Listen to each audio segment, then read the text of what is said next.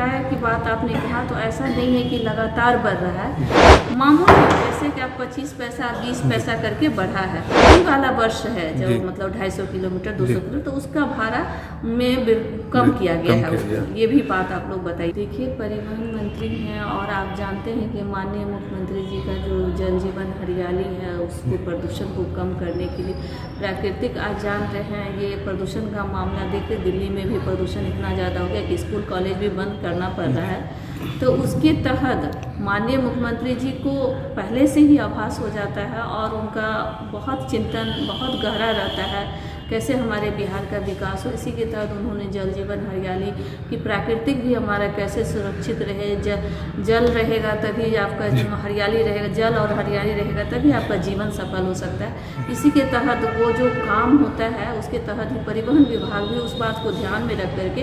CNG बसें, electric बसें सभी जगह संचालन कर रही है। और जहाँ तक किराए की बात आपने कहा तो ऐसा नहीं है कि लगातार बढ़ रहा है। आप इससे पहले आप देख लीजिए कि बहुत दिनों से किराया में हम लोगों ने कोई वृद्धि नहीं किया था, और किराया वृद्धि की बात है तो पहले से जान लीजिए कि कोई ऐसा नहीं, हमने उस चार्ट को भी देखा है, मेरे पास फाइल भी आया था।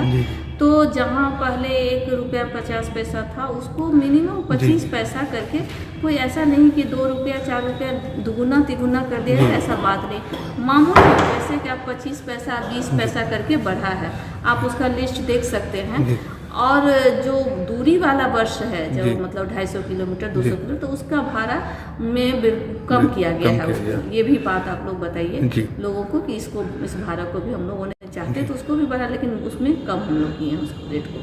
देखिए, बिहार की स्थिति सामान्य का हम पूरा श्रेय अपने माननीय मुख्यमंत्री जी को देते हैं कि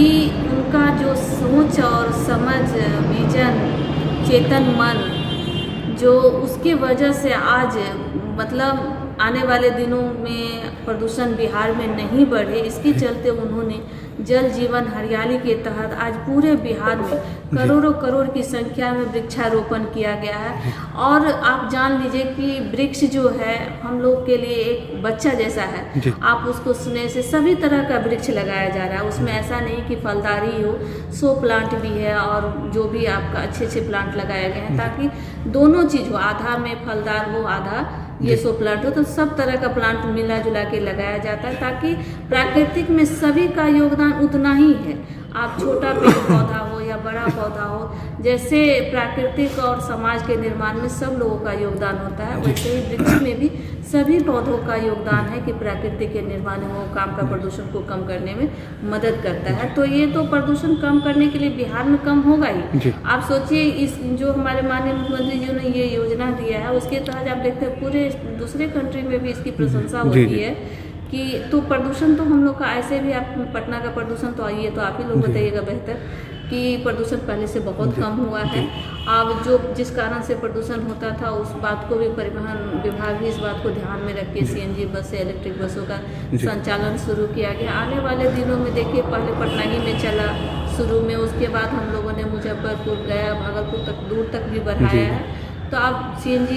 पाइपलाइन भी सभी जगह बिछ रहा है, तो आने वाले दिनों में सभी जगह इसकी व्यवस्था